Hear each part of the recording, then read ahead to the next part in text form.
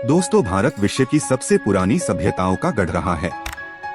सिंधु घाटी की सभ्यता की खोज से पहले वैदिक सभ्यता को भारत की सबसे प्राचीन सभ्यता माना जाता था।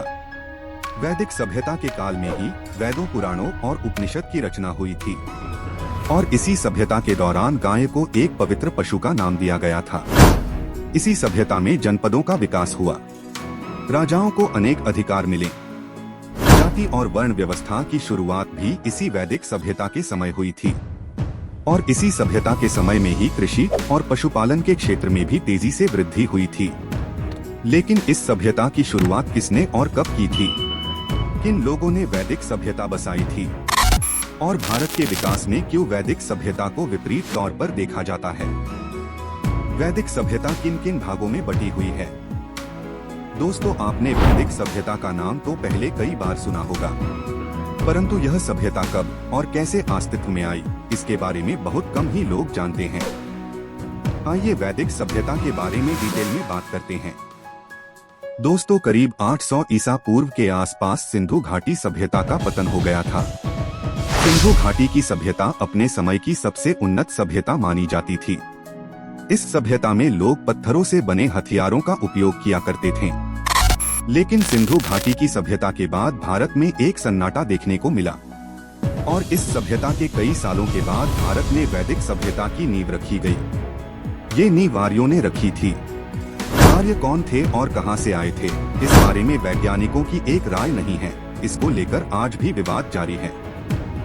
कुछ इतिहासकारों का मानना है कि आर्य भारत के ही मूल निवासी थे, तो दूसरी ओर अधिकतर एक्सपर्ट का मानना है कि आर्य मिडिल ईस्ट और यूरेशिया से भारत आए थे। दोस्तों, आर्य का मतलब होता है श्रेष्ठ या कुली। ये काफी समझदार लोग थे और इन्हें लिखने पढ़ने का ज्ञान था और आर्यों ने ही भारत में वैदिक सभ्यता की नींव रखी थी। वैदिक सभ्यता का टाइम पीरियड 1500 ईसा पूर्व से 600 ईसा पूर्व के बीच का माना जाता है। करीब 900 सालों तक ये सभ्यता अस्तित्व में रही। आर्य कैसे दिखते थे, इसके बारे में भी वर्णन मिलता है। वे गोरे रंग के थे, उनके बाल घुंघराले थे और लंबी नाक थी। वे लोग घोड़ों की सवारी किया करते थे। भारत में पहली बार घोड़ों का इस्तेमाल आर्यों के द्वारा ही किया गया था। अपने रथ के आगे घोड़े बांधकर वे उसे चलाया करते थे। तलवारबाजी और तीर कमान जैसे हथियार चलाने में वो निपुण थे। खुद की रक्षा के लिए उन्हें ढाल और कवच बनाने भी आते थे। आर्य पशुपालन और कृषि से अपनी जीविका चलाते थे और उन लोगों की देवी देवताओं में गहरी आस्था थी। वे धार्मिक प्रवृत्ति के लोग थे और अपने देवताओं को प्रसन्न करने के लिए यज्ञ भी किया करते थे। आर्य लोगों को लिपि की जानकारी नहीं थी। वे इंडो आर्यन भाषा का यूज किया करते थे, जिसे संस्कृत के प्राचीन रूप के तौर पर जाना जाता है। दोस्तों, भारत में आर्य सबसे पहले पंजाब प्रांत के इलाके में बसे होंगे, क्योंकि वेदों पुराणों में जिन नदियों का नाम है वे नदियां इसी प्रांत में बहती थी। कुछ इतिहासकारों के मुताबिक भारत से ही आर्यंस पूरे विश्व में फैल गए थे। आर्य लोग वैदिक क्रियाएं किया करते थे। वो देवताओं को मानते थे, यज्ञ हवन किया करते थे और एक जैसी भाषा बोलते थे। और जो इनके विपरीत क्रियाएं किया करते थे उन्हें दास कहा गया है। और ये सभी जानकारी हमें ऋग्वेद से प्राप्त होती है। आर्यों ने धीरे धीरे अपने क्षेत्र का विस्तार किया और संपूर्ण उत्तर भारत में अपना वर्चस्व कायम किया और इस स्थान को उन्होंने आर्यवर्त का नाम दिया। पुरातत्व विभाग की जांच में हमें वैदिक काल के कई सबूत देखने को मिलते हैं। वैदिक काल को भी दो भागों में बांटा गया है। पहला ऋग्वैदिक काल, जिसमें ऋग्वेद की रचना हुई। 1500 ईसा पूर्व से 1000 ईसा पूर्व तक के समय को ऋग्वैदिक काल कहा गया है। और दूसरा उत्तर वैदिक काल, जिसमें यजुर्वेद, सामवेद और अथर्ववेद की रचना हुई थी। 1000 ईसा पूर्व से 600 ईसा पूर्व तक के समय को उत्तर वैदिक काल कहा गया है। आइए इन दोनों टाइम पीरियड की खासियत और डिफरेंट को समझ लेते हैं। दोस्तों, सबसे पहले बात करते हैं ऋग्वैदिक काल की। इस काल के दौरान सिंधु घाटी सभ्यता के बाद लोगों ने सबसे पहले ग्रुप बनाकर रहना स्टार्ट किया। कई कबीले साथ रहकर अपना राजा तय किया करते थे। हालांकि इस काल में राजा के पास ज्यादा पैसा और पावर नहीं हुआ करता था, क्योंकि इस काल में राजा को जनता से कोई टैक्स नहीं मिलता था।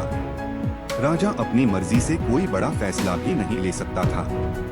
समिति और संघ के लोगों से सलाह लेने के बाद ही राजा कोई निर्णय लेता था। कुछ अधिकारी राजा के पास हुआ करते थे, जिन्हें रत्नीन का दर्जा दिया गया था।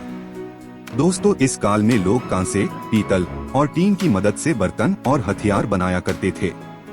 इन हथियारों से वे कृषि के कार्य और शिकार किया करते थे और उस समय व्यापार के लिए बार्टर सिस्टम यानी कि वस्तु विनिमय प्रणाली का प्रयोग किया जाता था।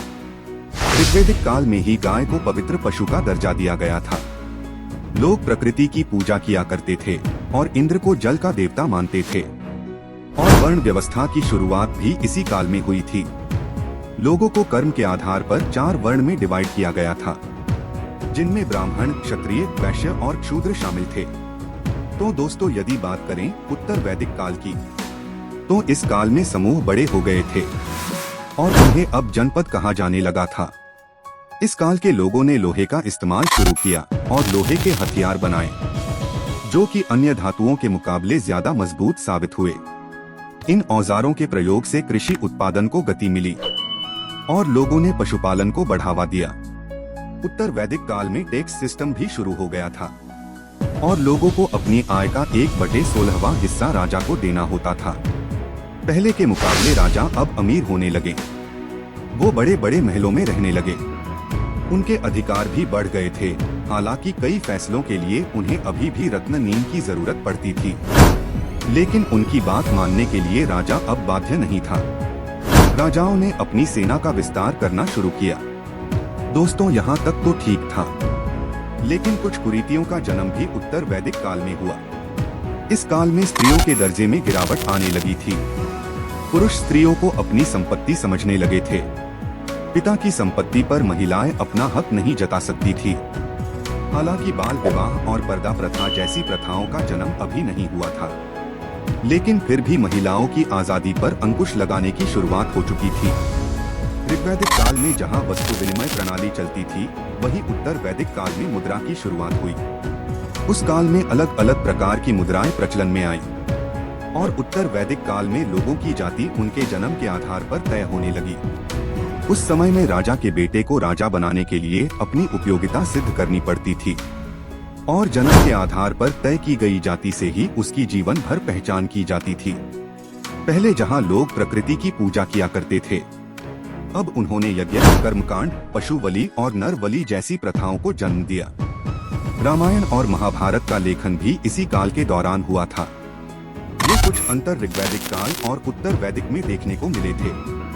दोस्तों, वैदिक काल को लेकर कई बातें स्पष्ट है, तो कई बातों के सवाल आज भी एक्सपर्ट खोज रहे हैं। और सबसे बड़ा सवाल तो यही है कि आखिर वैदिक काल की स्थापना करने वाले आर्यंस कौन थे? जर्मनी का तानाशाह हिटलर भी खुद को आर्य बताता था। दोस्तों, आर्य समाज की स्थापना करने वाले दयानंद सरस्वती ने कहा था कि आर्य शुरू से ही भारत में रह रहे हैं, और वही बाल गंगाधर तिलक ने कहा था कि आर्य 10,000 साल पहले आर्टिक क्षेत्र से भारत आए थे। हालांकि इन बातों को साक्षी प्रमाण के तौर पर नहीं लिया जाता है। दोस्तों, भले ही आर्यंस भारत के मूल निवासी थे या नहीं, परंतु भारत के इतिहास में इनका महत्वपूर्ण योगदान रहा है। कई बहुमूल्य जानकारी आज उनके लिखे वेदों से मिलती है। वैदिक काल के बाद भारत में कई बड़े बड़े साम्राज्य देखने को मिले। तो दोस्तों, ये थी वैदिक काल के बारे में पूरी जानकारी। वैसे दोस्तों, आपको क्या लगता है कि आर्य भारत के मूल निवासी थे या नहीं?